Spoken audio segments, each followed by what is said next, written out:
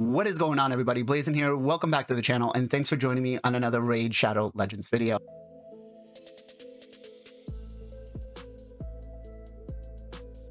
All right, guys, it's been 2 weeks since the last fusion, and you know what? It's time for another one.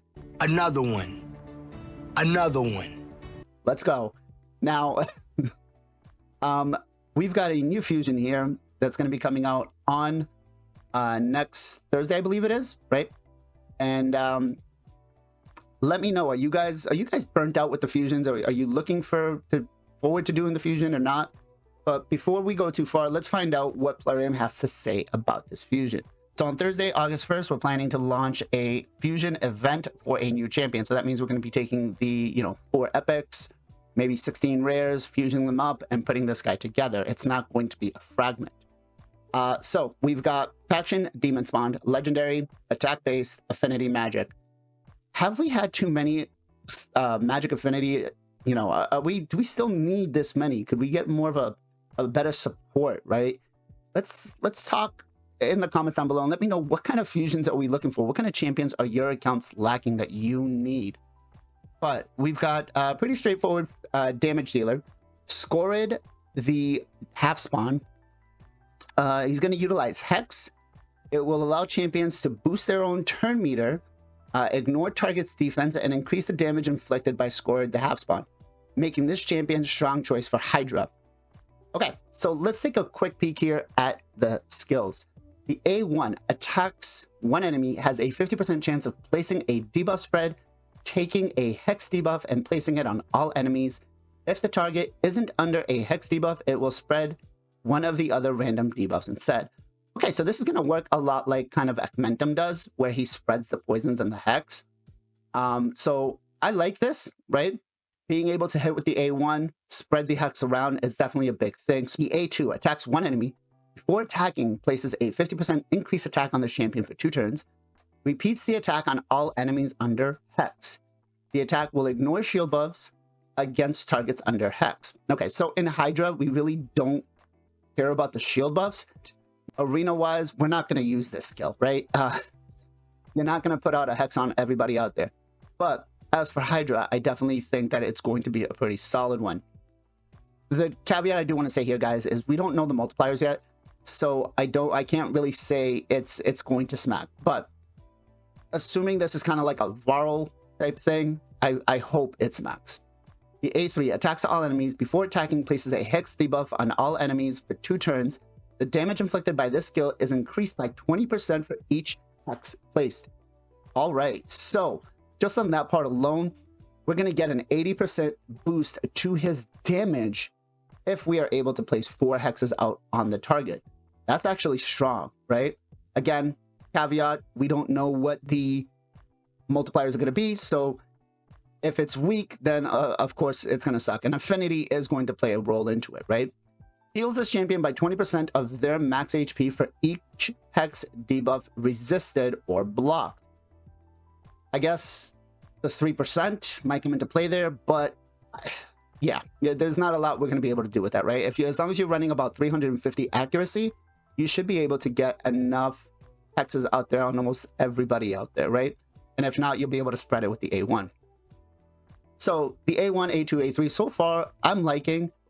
We'll go through in a minute here and see where the best place or the best accounts are going to, what most accounts are going to use them for. Now, fills a champion's turn meter by 10% when attacking targets without Hex.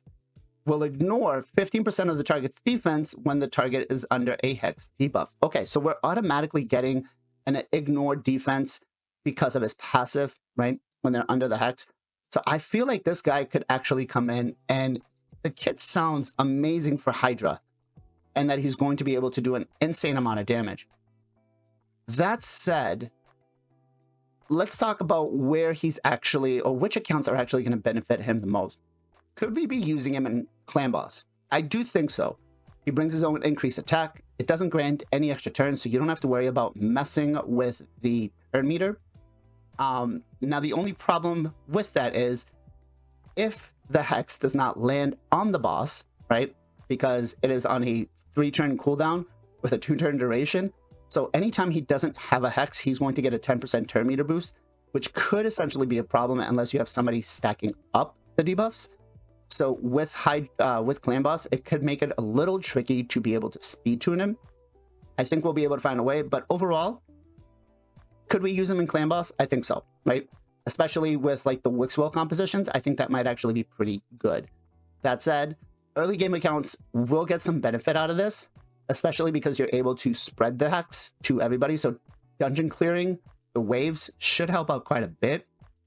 The damage, again, based on if the multipliers are good. Oh, if onlys and justs were candies and nuts, then every day would be earned to Donk Fest. Should be pretty exceptional for you to be able to put him in his team. The fact that his A1 is just a single hitter, you know, we don't have multiple attacks, isn't going to make him relevant for Fire Knight. But almost everywhere else, he should be able to, you know, find some sort of team for players that are in the earlier stages, like stage 20 dungeons, or trying to climb up to those. So if you are an early game player, I definitely think this is a fusion you should be going for. He's going to provide a lot of benefits for your account, being able to clear a lot of these waves, especially being, you know, the A2 will repeat it on all enemies if they're under hex. You open up with the A3 and then you go with the A2, you're pretty much going to have an AoE hit every single time. So you can definitely put him either in a stun set, savage set to be able to clear the waves, or you could even put him in a curse set to be able to get the hex out almost every single time. So early game accounts, I definitely would suggest you go for this. Now, let's talk about mid-game accounts. Mid-game accounts, again, you're probably at that stage where you're just getting into Hydra, and based off just what the skill kit says, right, being able to place that hex and put it out there, that is going to be big. That is going to deal with your head of mischief.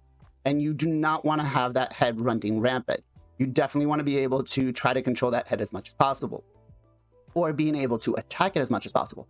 So this being able to be placed and put on the champion and put on the Hydra is definitely a good thing. And it sounds like you're going to be able to have it almost out 100% of the time.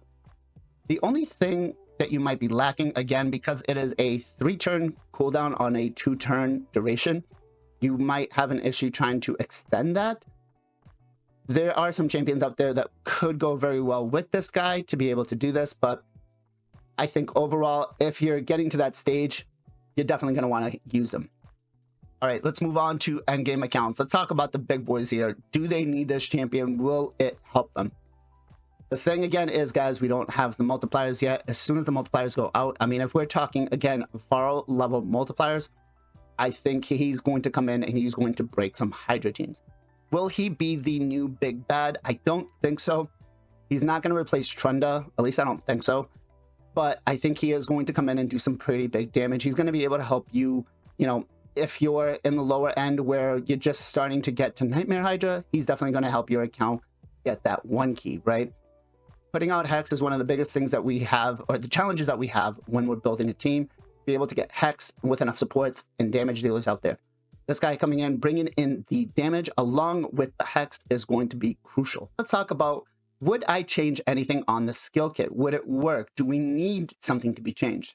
Now on the A1, being able to debuff spread, no matter if it's going to be a Hex or just a random debuff, I think that's pretty solid. I'm liking that. It's good.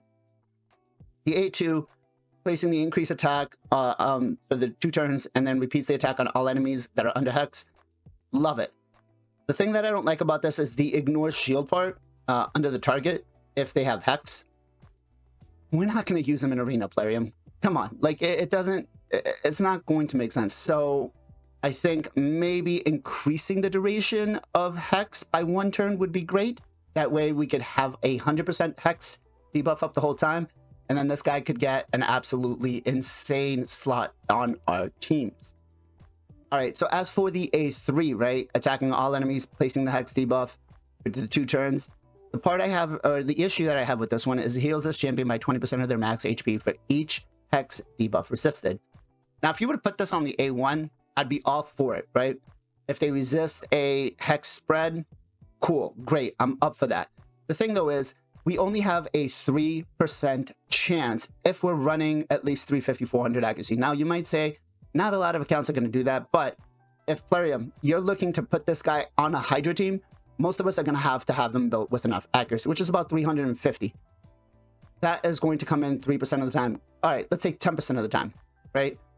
How many times do I expect to use this A3 in a battle, right? Unless I put him in a reflex set, maybe get some refresh, or you put him with like a Humiko composition, like it's not going to work out that well. So my thing with this is I would remove that part of the A3 and just get rid of it. Like you can replace it with something else, maybe heals by 5% for each hex place, right? That would be probably a little bit better. Give him some support back on, you know, actually doing his job instead of not doing his job, right?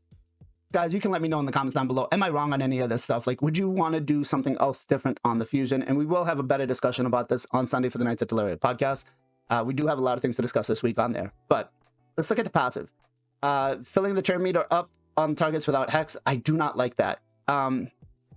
More based because I like to make sure that I have everything speed tuned and, you know, increasing, decreasing turn meter based on what could and could not happen on dungeon teams or, you know, clan boss or Hydra becomes a problem, right?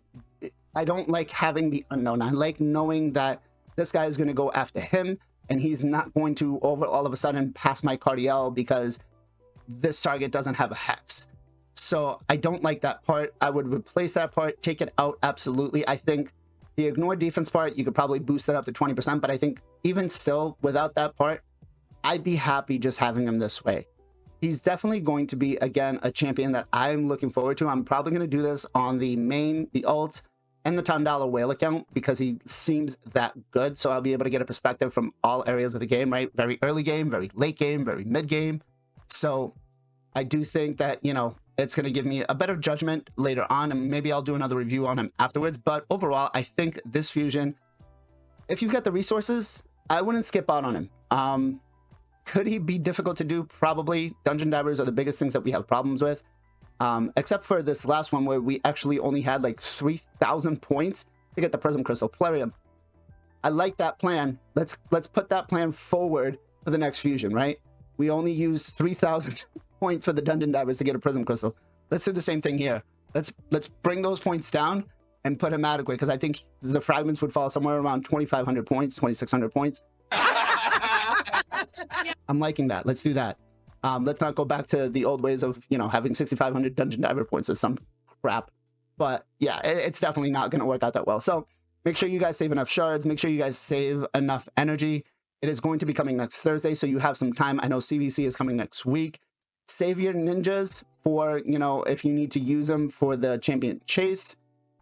All right, guys. Well, I hope you really enjoyed the breakdown. I think overall, like I said, again, he's going to be great for most accounts. You can let me know in the comments down below. Will you be going for him? Does his kit interest you? Is he just going to be a pass? I mean, just on the skin alone, I feel like he's good, right? Look at that. That looks just awesome. That's it, guys. If you got time, make sure to join us on Sunday for the Knights of Teleria podcast. Make sure to come by 2 p.m. EST, and we're going to talk about everything Raid Shadow Legends. We got to review the Siege. We got to review this guy. We got a lot of stuff on the table. I'm hoping that we can get through it all. And if you haven't already, make sure to subscribe to the channel. Make sure to smash a thumbs up on the video. And as always, guys, much love, much appreciation. Be safe, be well, be good to each other, and I'll catch you guys next time.